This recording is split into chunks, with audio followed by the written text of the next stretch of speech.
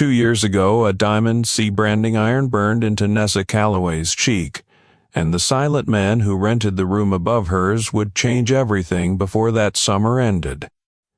He came up the boarding house stairs with a war bag over one shoulder and a stillness about him that made the whole downstairs go quiet. And at supper, that first night, he looked at the veil she wore over half her face the way other men had learned not to, straight on. He didn't ask her name. He asked her something stranger, something that stopped her fork halfway to her mouth and made Mrs. Pruett's hand go still on the coffee pot. What shape was the iron? Not who did it, not why. What shape? And the way he asked it, quiet and level, like a man confirming a thing he already dreaded knowing, told Nessa before he ever explained himself that this stranger in her boarding house was no stranger at all to the mark on her face. Now, if a story about a woman who survived being marked and a quiet writer carrying a debt this whole border town has no idea the size of, is the kind of tale that keeps you up past your own bedtime, go on and hit that subscribe button and tell me down in the comments where you're watching from tonight, because I like knowing who's keeping me company on a night like this one.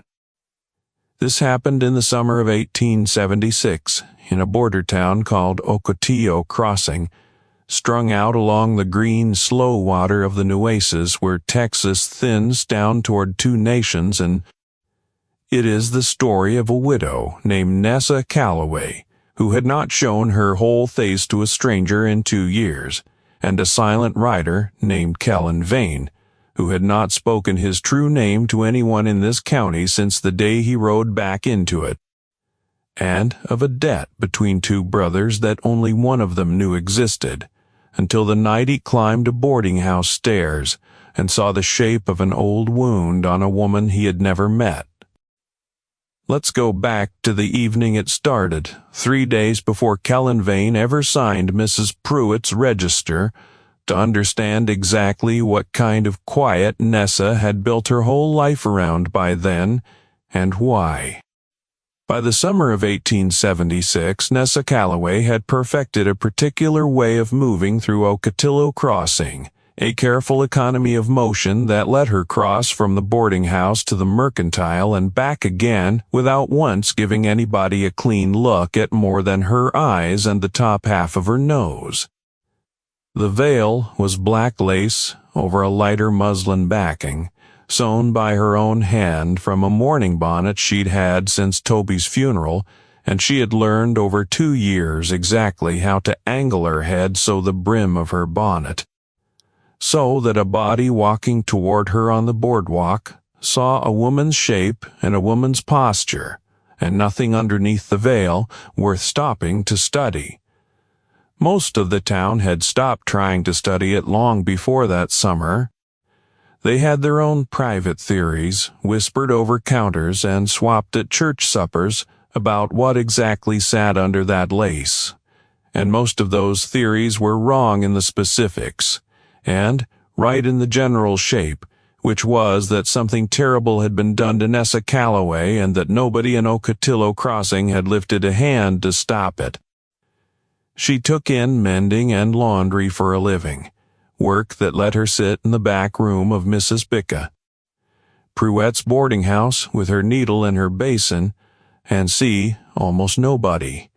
And what customers she did have learned quickly to leave their bundles on the porch rail and their coin in the tin box beside the door, because Nessa Calloway did not receive visitors face to face if there was any way around it.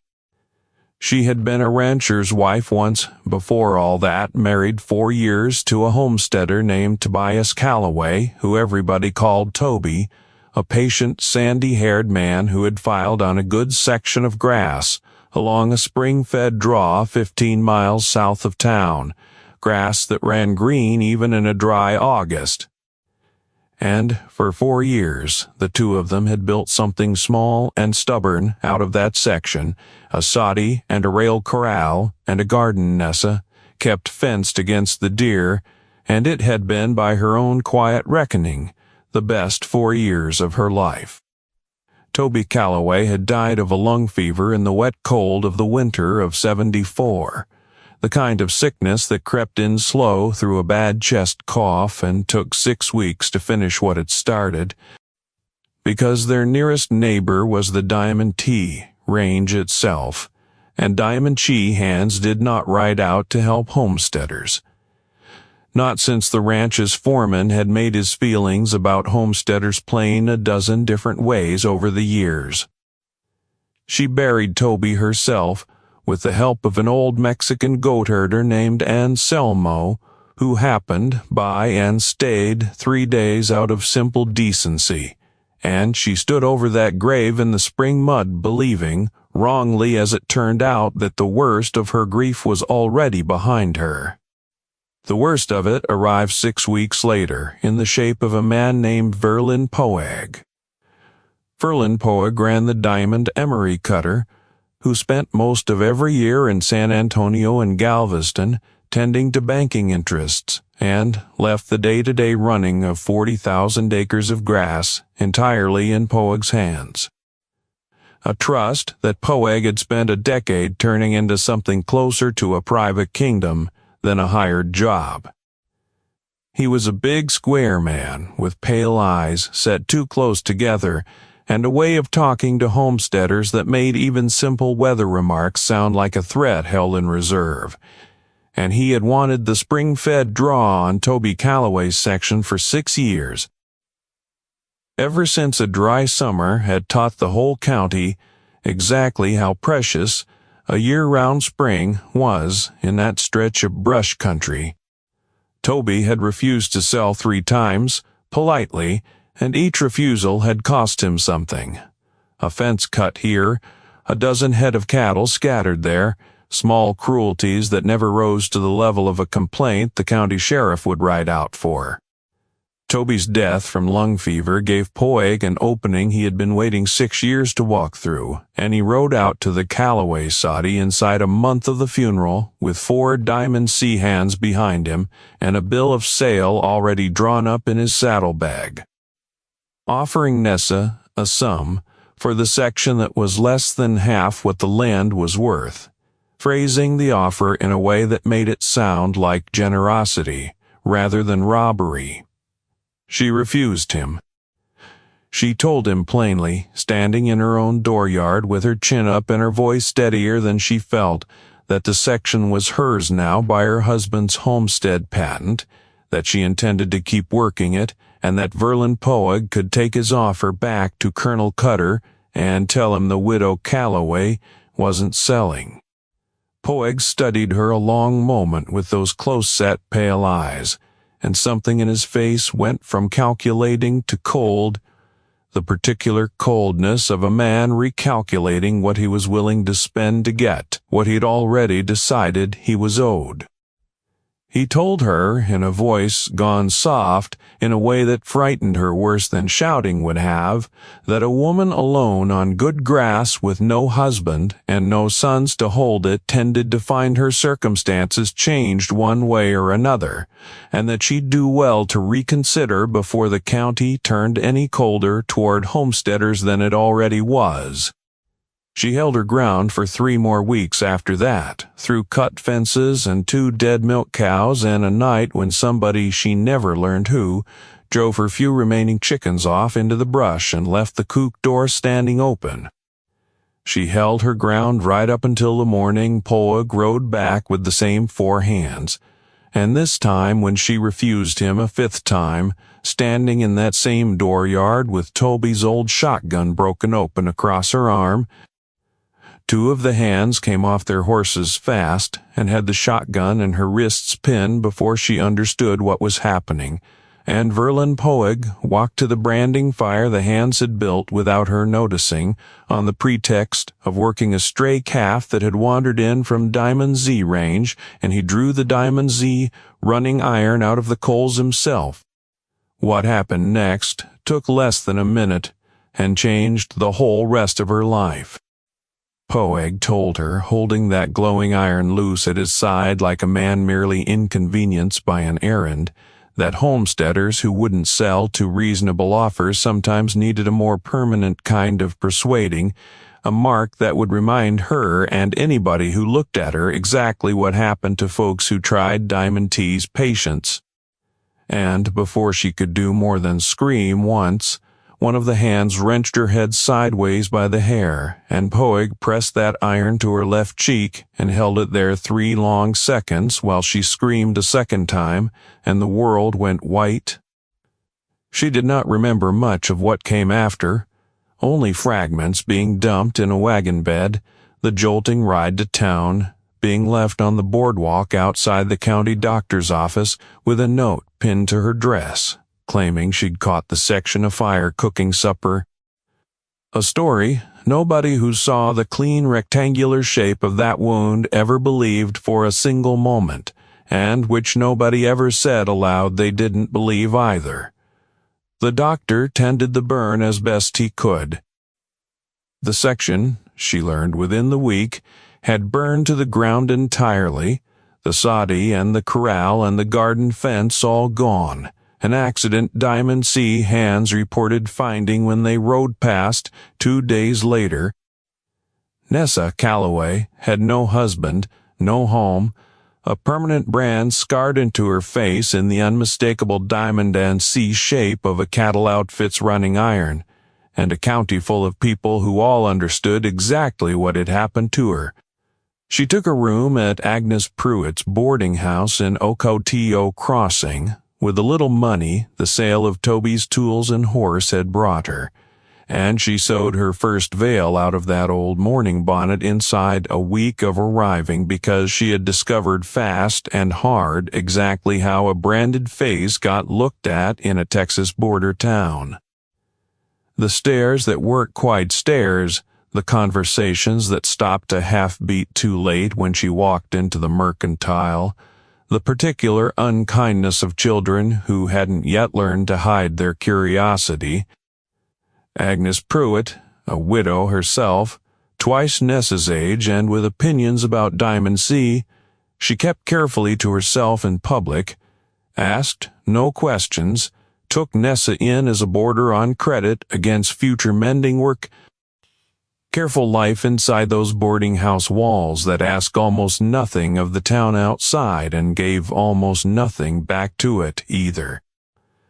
That was the shape of Nessa Calloway's existence by the summer of 1876, 2 years into a silence she had chosen, because the alternative, she had decided, was worse.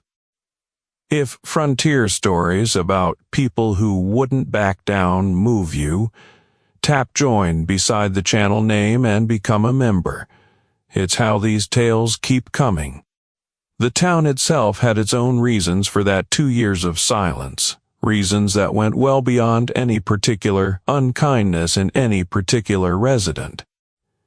Ocotillo Crossing sat on the Nueces the way a burr sits on a saddle blanket, small and stubborn and entirely dependent on trade that flowed through it because of the river crossing and nothing else. A mercantile, a livery, 2 saloons, a church that doubled as a schoolhouse.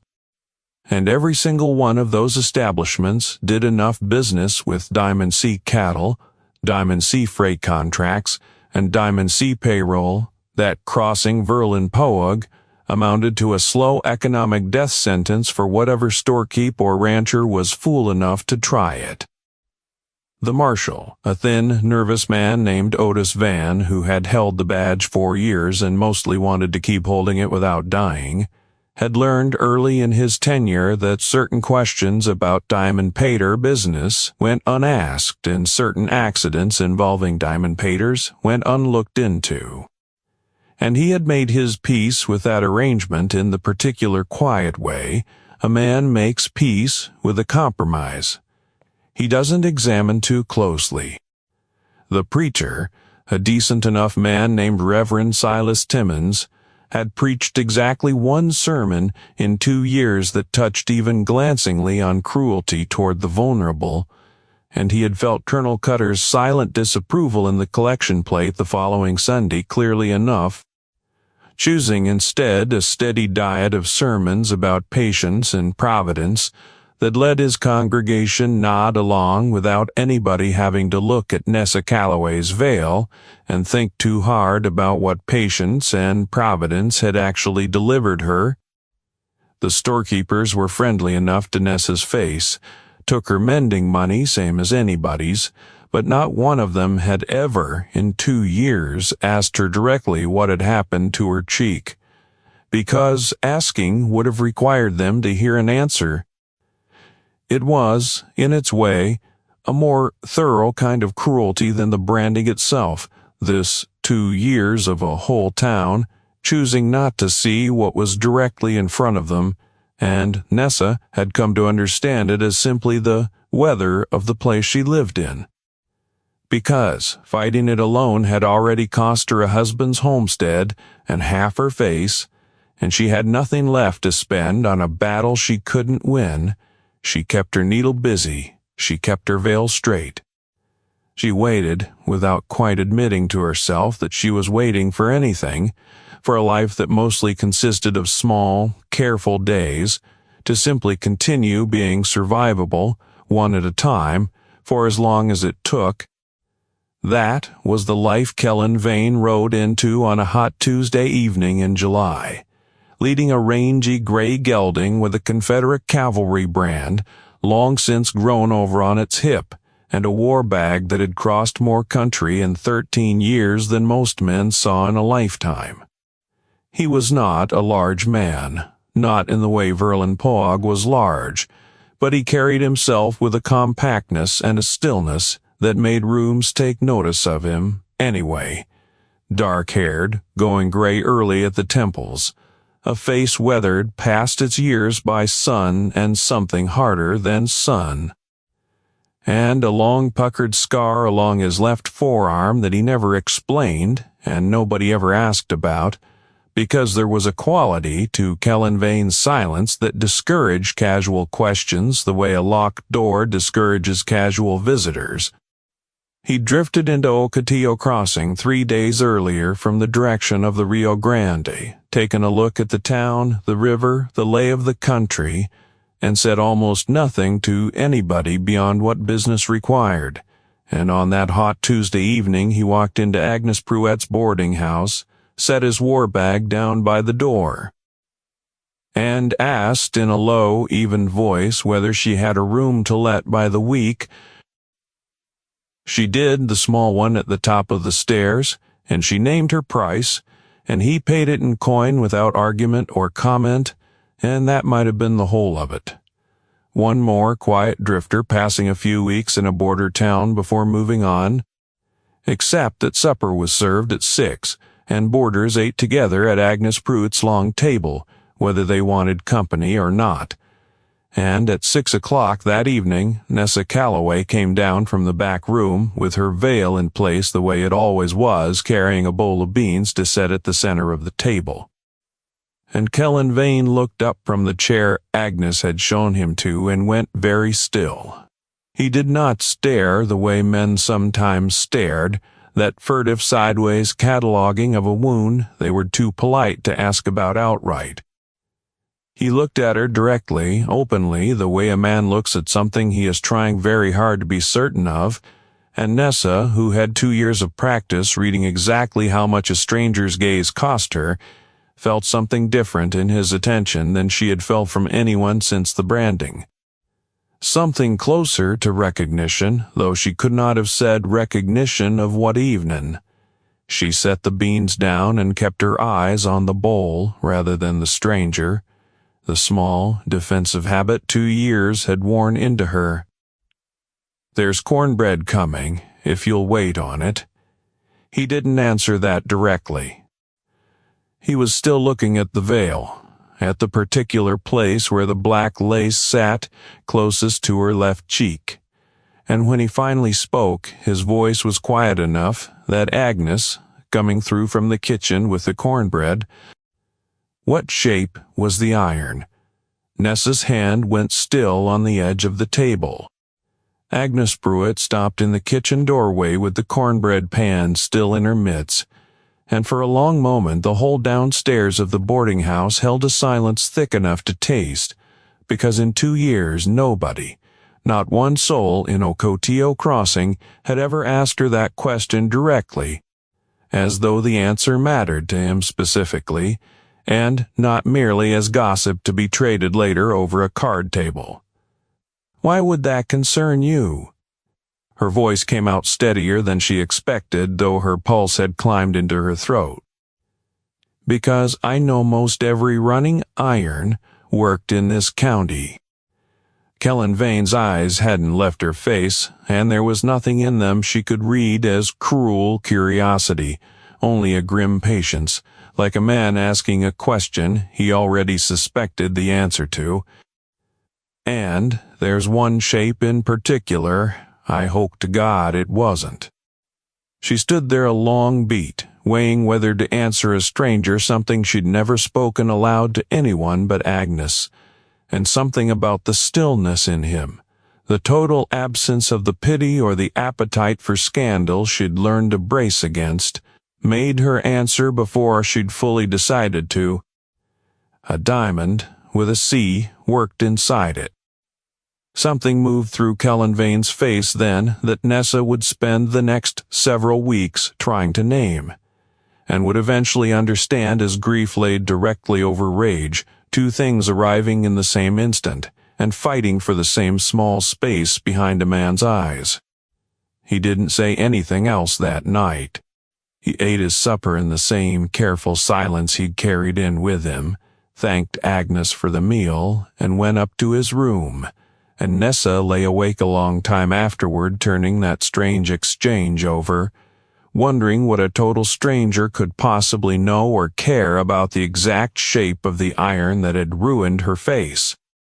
She did not have to wonder long.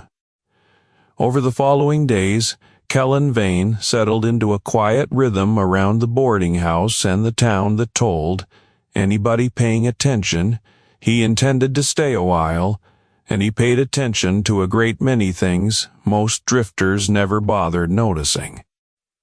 He walked the length of Ocotillo Crossing's main street twice a day, unhurried, cataloging the mercantile in a livery, and the 2 saloons and the marshal's office, with the flat, careful attention of a man building a map in his head.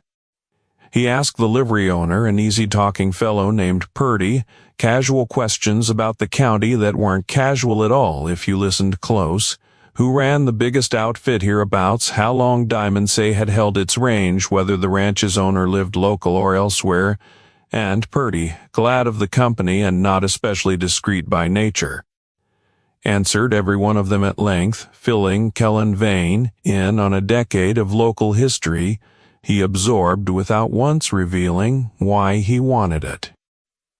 He learned within his first week in town that Diamond C's owner, Colonel Cutter, hadn't set foot on the ranch itself in going on 3 years, content to let his foreman run things and collect his share of the profits. He learned that the foreman, Verlin Poag, had held that position 11 years, since not long after old Warwick Poag, the man who'd founded the outfit as a modest cattle operation on Cutter family land before it grew into the county's dominant ranch, had died of a heart seizure out on the range. He learned, with a stillness that Purdy at the livery mistook for polite listening, and never once recognized as something closer to a man absorbing a wound, that Verlin Poag was widely known to be old Warwick's second son by his second wife, about an elder son from Warwick's first marriage who'd ridden off to the war as a boy of 18 and never come home, presumed killed, same as thousands of other Texas boys. Kellan Vane thanked Purdy for the conversation, walked back to the boarding house, and sat alone on the porch steps a long while in the fading light before he went up to his room that evening, and if Nessa Calloway had been watching from her window, she would have seen a man wearing the particular stillness of somebody working very hard to keep a large and terrible thing folded up small enough to carry. It was 2 weeks into his stay before Kellan told her anything close to the truth of it, and in the meantime he had made himself, without ever quite announcing an intention to, a fixture of small usefulness around the boarding house and the edges of Nessa's careful life. He fixed a loose hinge on the back door without being asked. He walked Nessa to the mercantile and back on the 2 occasions a week she needed to go, not offering his arm, not making a show of protection, simply falling into step a half-pace behind and to the side in a way that made the usual half-second of too long staring from other townsfolk. Because there is a particular kind of quiet a dangerous man carries that other people's eyes learn to respect without being told to. He never once asked her to lift the veil. He never once commented on it beyond that first question about the shape of the iron. And, slowly, across those 2 weeks, Nessa found herself talking to him in the evenings on the porch after supper, first about small things, the weather, Agnes's garden, and then gradually about what had come after. She told him about Berlin Poeg's visits, the offers, the cut fences, the dead milk cows. She did not, in those first 2 weeks, tell him the full particulars of the morning with the iron. Some things sat too deep to hand a near stranger, even one this careful and this patient. But she told him enough. Something coiled and waiting that Nessa could feel even without understanding its source. Verlin Poeg, for his part, took notice of the quiet stranger inside his first week of hearing about him, because very little happened in Ocotillo Crossing that didn't eventually reach Poeg's ears through one payroll-dependent gossip or another. And a drifter asking detailed questions about Diamond C's ownership and history was exactly the kind of thing Poeg made it his business to know about fast. He rode into town on a Saturday, ostensibly to settle accounts at the mercantile, and found Kellan Vane at the livery examining a horse with the unhurried thoroughness of a man who knew stock, and Poeg studied him a long moment from horseback with those close-set, pale eyes before dismounting. "Here you've been asking around about my outfit." Poeg's voice carried the particular soft menace he'd used on Nessa 2 years before, a tone calibrated to sound almost friendly to anybody not paying close attention. Man usually asks that many questions. He's either looking for work or looking for trouble. Which is it? Kellan didn't look up from the horse right away, finished running his hand down its foreleg first, in no apparent hurry to answer a man used to being answered immediately, neither particular. "Just passing through, and I like to know the country I'm passing through. That, so." Poeg's eyes narrowed slightly, taking in the war bag's worn leather, the way the stranger stood, the particular economy of a man who'd spent hard years somewhere that taught him not to waste motion. "You got the look of a man who's seen the elephant. War? Some." Kellan finally straightened and met Poeg's eyes directly, and something in that look, level and unreadable and utterly without deference, put a flicker of something across Verlin Poeg's face that he covered fast, a flicker Nessa would later recognize once she understood the whole shape of things, as the particular unease of a man looking at a face that resembled his own more than he wanted to admit even to himself. Long while back now.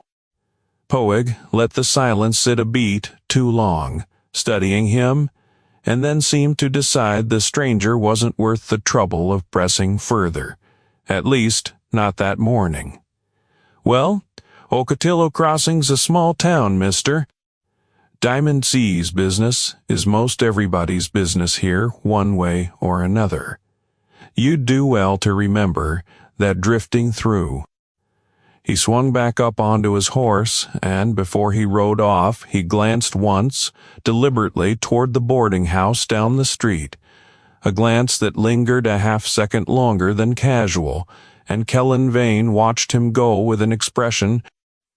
That night on the porch, Nessa mentioned that Poeg had ridden through, that he'd stopped at the livery, and she watched something shift behind Kellan's eyes at the name, a tightening around the jaw he didn't quite manage to hide. "You know him." It wasn't a question by the time she said it. "You knew him before you ever rode into this town." Kellan was quiet a long moment, looking out at the darkening street, and when he finally spoke, his voice had a rawness to it Nessa hadn't heard from him before. "I know what he was, when he was still small enough that I could carry him on my shoulders across a creek. I know what he was 15 years ago." He looked over at her then, and the grief and the rage she'd glimpsed that first night sat plain on his face, now no longer folded away. "I don't rightly know what he's become, except now I do, don't I?" Enjoying this story? Hit the join button by the channel name to support the channel directly. It makes the next one possible.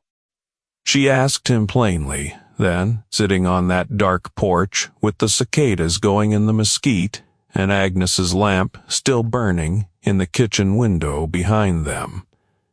Who he was, to Verlin Poeg, and Kellan Vane told her, in the low, even voice of a man who has carried a story a long time, and finally set it down. His name, his whole name, was Kellan Poeg, though he had gone by Vane, his late mother's maiden name, for 13 years now. Ever since a morning in September of 1863 when he'd been left for dead on a stretch of muddy ground near Sabine Pass, down where the Sabine River met the Gulf. One of a scattering of Texas boys cut down defending a fort most folks back home had never even heard the name of. He'd been 18 that September, the elder son of a Diamond D rancher named Warwick Poeg by his first wife, a woman who died bearing him, and whose memory Warwick had honored in his own gruff fashion by naming his firstborn's mother's maiden name into the boy directly Kellan Vane. He'd grown up on Diamond C Range, before it was Diamond C in truth. A modest spread his father was still building outward acre by hard-won acre, and he'd had, for the first 11 years of his life, a half-brother 4 years younger, Verlin, born of Warwick's second marriage after Kellan's mother died, and the two boys, different mothers though they were, had been close in the particular fierce way brothers raised on the same hard land often are, Kellan teaching Verlin to rope, to shoot straight, to sit a horse before either of them was tall enough to reach a stirrup without help. The war had come for Kellan at 18 the way it came for most Texas boys, a wave of local fervor and a recruiting officer passing through, and he'd ridden east to fight, leaving a 14-year-old half-brother behind on the ranch with their father, and he'd fought 2 years before Sabine Pass, a small, strange, ferocious battle where a Confederate garrison held off a Union invasion fleet against long odds, and Kellan had taken a musket ball through the shoulder and a second wound to the head from a fall against rock that had, by every account later given to his family, he hadn't died. He'd been found hours later by a Mexican trader working the coastal salt trade who'd happened along the battlefield looking to scavenge what the armies had left behind, and the trader, a decent man named Emiliano Cruz, had loaded the unconscious, grievously wounded boy into his cart rather than leave him for the buzzards, and had nursed him through a fever that lasted 3 weeks in a small coastal village south of the border, a fever during which Kellan Poeg lost, for a long while, most of the specific memory of who he'd been before the wound to his skull, and by the time enough of it came back to him to think clearly about riding home, the war had ended, and word had already reached Texas, through the official channels that tracked such things, that Kellan Poeg of the Diamond C outfit had been killed at Sabine Pass, and was buried, along with a dozen other unrecovered Confederate dead, in the churned mud along that stretch of coast. He had written home once, in the winter of 1866, more than 2 years after the battle, once his memory and his strength had both mended enough to manage it. A letter addressed to his father explaining he'd survived, that he intended to come home once he'd settled some debts he owed Emiliano Cruz for the months of care. So far as Kellan Vane had ever been able to determine in the 10 years since, had never reached Warwick Poeg's hands. Whether it had been lost in the chaos of a defeated postal system, or intercepted, or simply misdelivered, Kellan didn't know for certain, even now, and there was a particular grief in not knowing. He had drifted for years after that, working as a scout and a tracker along the border, in Mexico for a stretch, in the Big Bend country for another, never quite finding the nerve to ride home and face a father he'd left as a boy, and would return to as a man that father might not recognize, and the years had simply piled up on each other, one hard season into the next, until 13 years had passed almost before Kellan understood how many of them there'd been. What finally brought him home was an old cavalry acquaintance he'd run into by chance in a Laredo cantina that spring, a man who drifted through this stretch of the Nueces country, hard case named Verlin Poeg, who ran the place like his own private kingdom and had a county-wide reputation for cruelty toward homesteaders that had gotten worse by all local accounts. Kellan had gone still at his half-brother's name the same way. Nessa had watched him go still at that supper table, and he'd ridden north inside the week, arriving in the county, to learn from a series of careful, quiet inquiries at towns along the way that his father, Warwick Poeg, had died 6 years back of a sudden heart seizure out on the range, and that Verlin, believing his elder half-brother long dead and buried at Sabine Pass, had simply stepped into full control of the outfit with nobody left alive to question the arrangement or produce the letter Kellan had once written. "I don't want the ranch."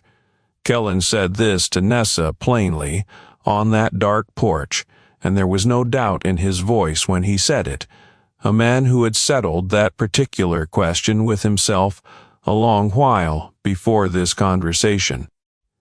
"I gave up any claim to it the day I understood how long I'd stayed away and how little right that left me to walk back in and demand anything. That's not why I'm here." He was quiet a moment, looking at his own hands. "I'm here because that Laredo man told me one more thing before I rode north. Told me Poeg had taken to branding homesteaders who wouldn't sell him their water. Told me it plain, like it was just local color. A hard man doing hard business, and I felt something in me go cold that I hadn't felt since the war. Because I knew, standing in that cantina, exactly whose face my brother had grown into. And then I rode into this town, and I sat down to supper, and I saw the shape of that iron on the one person in this county, with the courage left to show her face to a stranger at all, even half-hidden. That's not coincidence, Nessa. That's 13 years of debt finally coming due, and I mean to see it paid, whatever it costs me." She sat with that a long while, the cicadas loud in the dark, and, when she finally spoke, her voice was unsteady in a way it hadn't been in a long time. "What does paying it look like? I don't rightly know yet. But I know it starts with the county seeing plain what my brother's become in a way they can't look away from this time. And I know I won't let him touch you again, not while there's breath in me to stop it." The days that followed that porch conversation carried a different weight than the 2 weeks before it had, because Nessa now understood exactly what kind of storm was gathering under the boarding house roof she'd taken shelter in, in how and when he let that pretense drop. He rode out to what remained of the old spring-fed section, Toby's land, and found it exactly as grim as Nessa had described. The burned foundation of the soddy, grown over now with 2 years of brush, the corral posts fallen and rotting, and he stood a long while at the edge of the spring itself, still running clear and cold despite everything built around it having been destroyed, and something in him hardened further at the sight of it. He rode into the county seat, a 2-day trip each way, and spent a full day going through the land office records there, records that showed plainly enough that Toby Calloway's homestead patent had never been legally transferred, sold or forfeited, meaning the section still belonged to his widow, regardless of whatever Diamond G had done to the building sitting on it, or however many years Poeg's hands had been grazing Diamond G cattle across it uncontested. He also found, tucked in a dusty file the clerk hadn't looked at in years, a copy of Warwick Poeg's last will and testament, filed and recorded the year before the old man's death, a document that named Verlin as heir to the operational control of the Diamond C outfit, but that named, in a clause near the bottom that the clerk himself had apparently never noticed the significance of, Kellan Vane Poeg, if living, as co-inheritor of the underlying deed to the original core acreage the ranch had been built on, the acreage Colonel Cutter's family had originally leased, and Warwick had eventually purchased outright. A clause that had simply gone unenforced and unmentioned for 6 years, because everyone involved believed Kellan Poeg had died at Sabine Pass in 1863 and there was nobody left alive who thought to check. Verlin Poeg, meanwhile, had grown steadily more agitated across those same weeks, because a foreman who has spent 11 years believing an inconvenient half-brother safely dead does not take well to a stranger with a familiar cast to his face lingering in a nearby town. Poeg rode into Ocotillo Crossing twice more that month, each time finding some pretext to cross paths with Kellan Vane, each time studying him a little longer, a little more openly, the pale eyes doing arithmetic that Poeg clearly didn't like the results of. Standing outside the mercantile with a half-dozen witnesses, close enough to hear if they'd cared to, he finally said the thing he'd been circling for weeks. "You favor somebody I used to know." Poeg's voice had lost every trace of its earlier soft menace, gone flat and hard instead. Somebody who's been dead a long while now. Awful long while. Grief plays tricks on a man's eyes sometimes. Kellan met his gaze without blinking. "I wouldn't put too much stock in a resemblance, Mr. Poeg. This county's full of drifters who favor somebody or other. Maybe Poeg's jaw worked. Or maybe you'd do well to move along before this county gets a lot less friendly toward a stranger who's overstayed his welcome, asking questions that ain't his business. I'll move along when I've got a mind to." Kellan's voice stayed level, but there was something underneath it now that made 2 of the mercantile customers within earshot find sudden urgent business elsewhere on the boardwalk. "Not 1 minute sooner for your asking." Poeg rode off that day with a look on his face that Nessa, hearing the account of it second-hand from Agnes, recognized instantly as the look of a cornered man beginning to understand the size of the trouble bearing down on him. And it was that same week, with his suspicions clearly hardening into something close to certainty, that Verlin Poeg made the decision that would ultimately unmake him. He announced through the usual channels of local gossip and a notice tacked to the mercantile door that Diamond C would be holding its annual midsummer branding gather the following Saturday out at the main ranch headquarters, a long-standing tradition that drew half the county for a day of work and barbecue and horse trading that doubled as an unofficial demonstration of exactly how much of the county's economic life ran through Diamond C's gates. What almost nobody in town understood, but what Nessa learned from Agnes, who'd heard it from a Diamond C cook's wife doing errands at the mercantile, was that Poig intended to use this year's gather for something more than tradition. He meant, the whisper went, to make an example that Saturday of the last 2 homesteading families in the county still holding out against Diamond Z's offers to buy their water rights, dragging them publicly before the branding fire to force a signature on sale papers in front of the whole gathered county. A spectacle meant to finish. The work the branding of Nessa Calloway had started 2 years before, proof laid out for everybody, to see that resisting Diamond C carried a cost nobody could afford to pay twice.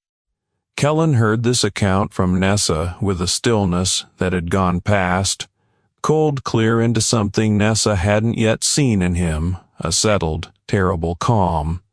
He's going to do it in front of the whole county. Kellan's voice was quiet, which means the whole county's finally going to have to look at what he is, whether they want to or not. That's the mistake he's making, Nessa. He thinks a public show of force cows people forever.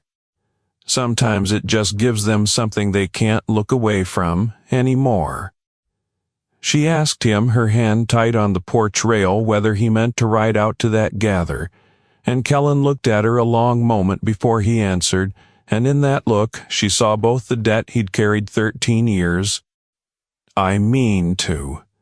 His voice didn't waver, even if something in his eyes did.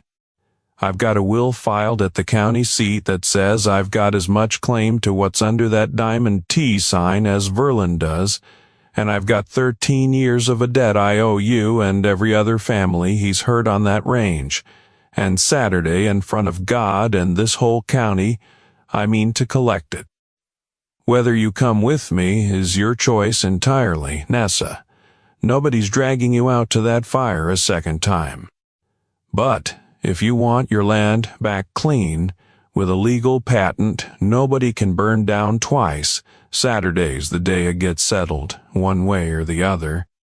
She thought about it through what remained of that week, thought about 2 years of avail and a careful small life built entirely around not being seen, and on Friday evening, sitting again on that dark porch with Kellan beside her, not hidden behind him, not waiting safe in town for news of how it went, beside him in the open, veil or no veil, because she had decided somewhere across that long week that she was tired under her bones of a life built around hiding from a man who had already taken everything from her once and would go right on taking quietly, for as many more years as she let him.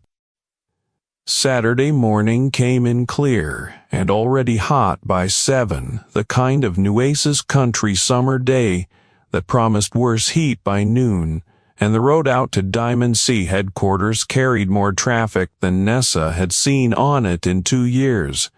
Wagons and riders converging from every direction of the county, for the gather families dressed in their good clothes. Ranch hands from 3 neighboring outfits come to trade horses and swap news, the whole apparatus of a county social life, gathered in one dusty stretch of ground around the Diamond C corrals. Diamond C burned deep into a heavy crossbeam of mesquite that Warwick Poig had raised with his own hands 20 years before. Kellan and Nessa rode out together on 2 borrowed horses, arriving mid-morning as the branding fires were already smoking, and the first calves were being worked, and their arrival did not go unnoticed. A murmur ran through the gathered crowd the moment they came into sight, because Nessa Calloway riding openly to a Diamond Z gather beside a strange man was itself an event worth noting, and the murmur sharpened into something closer to alarm as word passed hand to hand that the widow had come without her usual careful avoidance of ranch business, chin up, riding straight toward the branding pins rather than skirting them. Varlin Poeg saw them coming from across the yard, where he stood near the fire, directing hands working a calf, and something crossed his face fast and ugly before he mastered it back into the flat, hard mask he wore for business. He was already, Nessa could see even from a distance, in the process of making good on the rumor Agnes had passed along, because standing near the fire under guard of 2 Diamond C hands were the Hollis family, homesteaders from the north end of the county, an older man and his grown son, both looking pale and grim. Papers spread on a barrel beside them waiting for signatures. Neither man wanted to give. Kellan dismounted first, helped Nessa down without hurry, and the 2 of them walked together toward the fire through a crowd that parted around them the way a crowd parts around something it doesn't yet understand but senses the shape of. Finally, set down the branding iron he'd been holding, and stepped forward to meet them himself, because whatever else Poeg was, he was not a man who let trouble approach without meeting it head-on. "You've got some nerve riding out here," today Poeg's voice carried across the yard, pitched for the crowd rather than just for Kellan, a man performing confidence for an audience even as something uncertain flickered behind his eyes. "This is Diamond C business, mister, and you and this woman have got no place in it. Funny thing about that," Kellan's voice carried just as clear, level, and unhurried, and the whole yard had gone quiet now. Work stopped, every eye on the 3 of them standing before the fire. "Seeing as my name's on the deed to the ground, this fire's burning on. Has been since before you were old enough to remember it, Verlin." The name landed across that crowded yard like a dropped rifle, and Nessa watched Verlin Poeg's face go through a rapid sequence of things: disbelief, calculation, and finally, unmistakably, fear. The particular fear of a man watching a lie he's built a decade of power on come apart in front of the exact audience whose respect that lie had bought him. That's a lie. Kellan Poeg's dead. Died at Sabine Pass, 13 years gone. I buried an empty box for him myself. You buried an empty box because you never got the letter I sent home in '66. Kellan's voice didn't rise, but it carried a weight now that made the crowd lean in despite themselves. Whether that letter got lost or got kept from him, I can't say for certain, and maybe it doesn't matter anymore which. What matters is I've got a copy of our father's will filed at the county seat this week, naming me co-heir to this ground if I ever came home living, and I've come home, Verlin. 13 years late, but I've come home, and I've come home to a brother who's spent every year of his stewardship branding widows off their water and calling it business. A ripple went through the gathered crowd at that, a sound of recognition, because though nobody had ever said it aloud where Diamond C money might hear, there was not a family in that yard who hadn't heard the whispered story of Nessa Calloway's face. By a man claiming legal standing to say it, broke something loose in that crowd's long-practiced silence. Varlin Poeg's hand had drifted toward the pistol at his hip, a motion so instinctive he seemed barely aware he'd made it, and Kellan's eyes tracked that motion without his own hand moving an inch, a stillness so total it carried more warning than any drawn weapon could have. Go ahead, Verlin, if that's the road you want this to travel.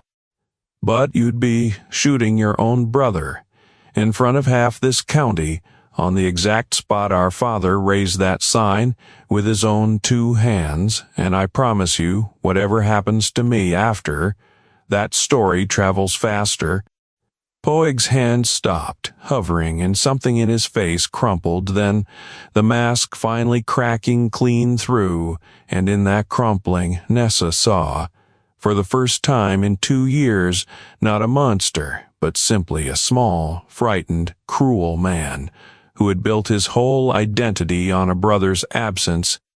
It was Colonel Emery Cutter's voice that broke the standoff, unexpected and sharp across the yard, because the colonel himself had ridden out from San Antonio that very week, drawn by rumors reaching even his comfortable distance about the branding of homesteaders becoming county talk in a way that threatened the outfit's standing. And he had arrived at the gather that morning, unannounced, in time to hear every word of what had just passed between the two brothers. "Is this true?" Cutter's voice cut through the yard, aimed at Poag directly. "The branding, the widow. Is a word of what this man's saying true, Verlin? Or is it slander? I ought to answer with a lawyer."